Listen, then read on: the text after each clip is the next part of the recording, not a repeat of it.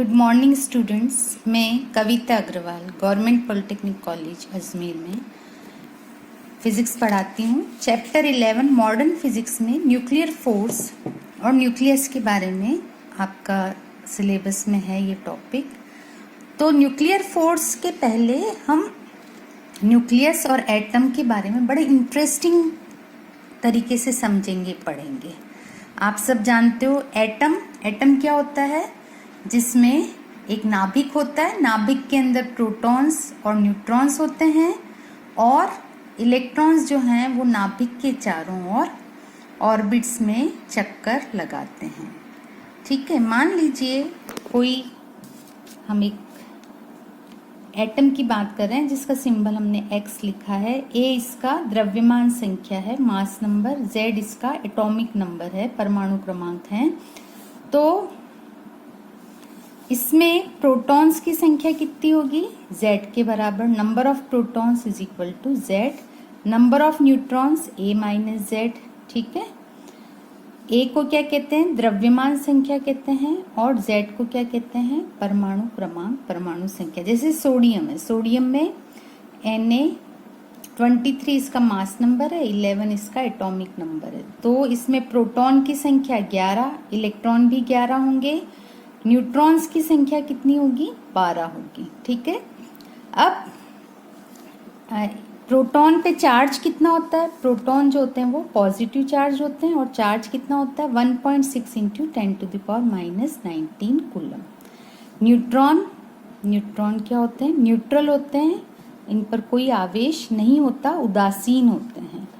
Proton का द्रव्यमान और न्यूट्रॉन का द्रव्यमान लगभग बराबर होता है।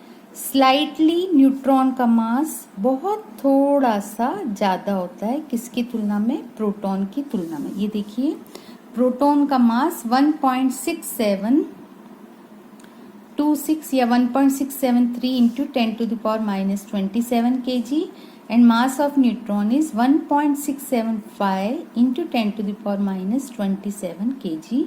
तो ये इसकी तुलना में बिल्कुल थोड़ा सा ज्यादा है। ठीक है, अब आप जानते हो कि नाभिक के अंदर क्या होते हैं? केवल प्रोटॉन होते हैं और न्यूट्रॉन होते हैं, और नाभिक के चारों ओर क्या करते हैं? इलेक्ट्रॉन जो हैं वो चक्कर लगाते हैं। ठीक है, और चीज सुनिए आप, ये जो नाभिक होता है और नाभिक के बाद जो ऑर्बिट होती हैं, इसमें बहुत दूर दूर तक कुछ भी नहीं होता है, वैक्यूम होता है। क्योंकि एक्सपेरिमेंटल स्टडीज हमें बताती है कि नाभिक की साइज जो होती है वो लगभग अराउंड 10⁻⁻15 मीटर के करीब होती है, और जो परमाणु होता है उसकी साइज करीब 10⁻⁻10 मीटर होती है। मतलब नाभिक की तुलना में एटम जो है वो 10⁵ टाइम्स बड़ा होता है, या 1,00,000 गुना। 10⁵ मतलब 1,00,000 गुना बड़ा होता है नाभिक की तुलना में पूरे परमाणु की साइज, है ना।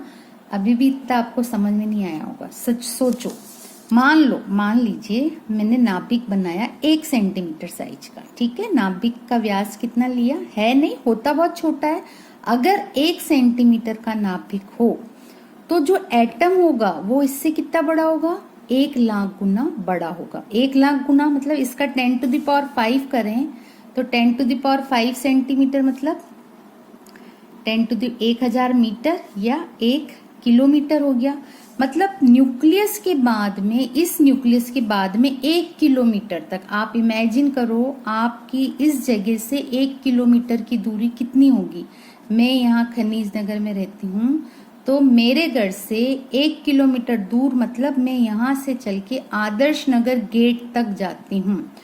तब तक इसमें दूर दूर तक कुछ भी नहीं है, इस नाभिक के बाद में कुछ भी नहीं है, नथिंग, वैक्यूम ओनली। उसके बाद में आपको इलेक्ट्रॉन मिलेंगे। तो ये एक बड़ी रोचक चीज है कि नाभिक और एटम की साइज में बहुत ज्यादा फर्क है। अगर ये फर्क नहीं होता, नाभिक के पास में ही सारे इलेक्ट्रॉन होते, तो पता है क्या होता?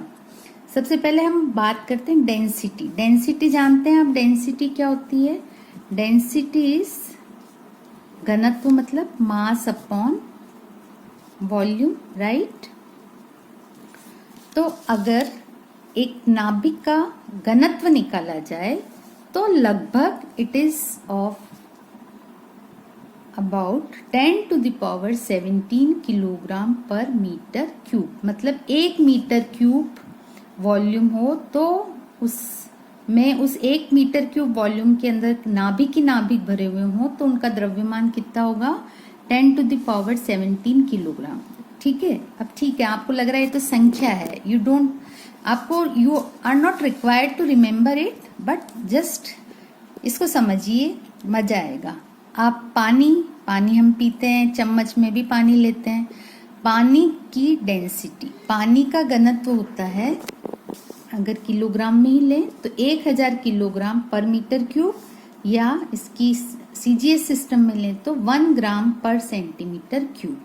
ठीक है। अगर हम एक छोटा चम्मच 1 टीस्पून पानी लेते हैं तो उसका वॉल्यूम करीब 5 सीसी होता है और उसका द्रव्यमान कितना होगा, करीब 5 ग्राम। एक चम्मच पानी जो आप लेते हो उसका करीब करीब द्रव्यमान कितना होगा, 5 ग्राम।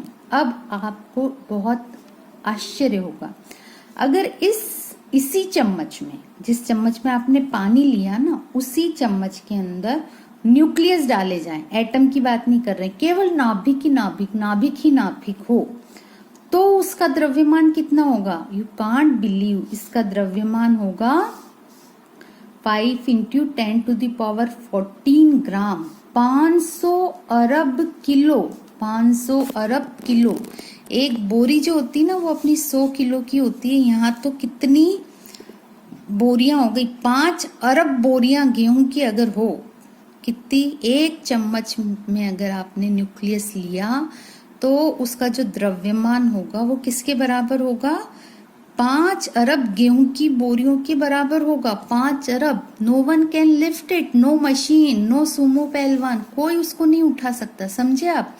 तो जो न्यूक्लियस होता है उसकी डेंसिटी बहुत बहुत बहुत ज्यादा होती है, बिल्कुल छोटे से वॉल्यूम में ही बहुत सारा द्रव्यमान उसके अंदर उपस्थित होता है। और एटम का जो सारा मास होता है वो कहाँ केंद्रित होता है, नाभिक में ही केंद्रित होता है, क्योंकि पहली बात तो बहुत दूर दूर तक इसके और कुछ भी नहीं है। ठीक है। दूसरी बात, इलेक्ट्रॉन का जो मास होता है, mass of electron is about 9.1 into 10 to the power -27 kg। ठीक है। तो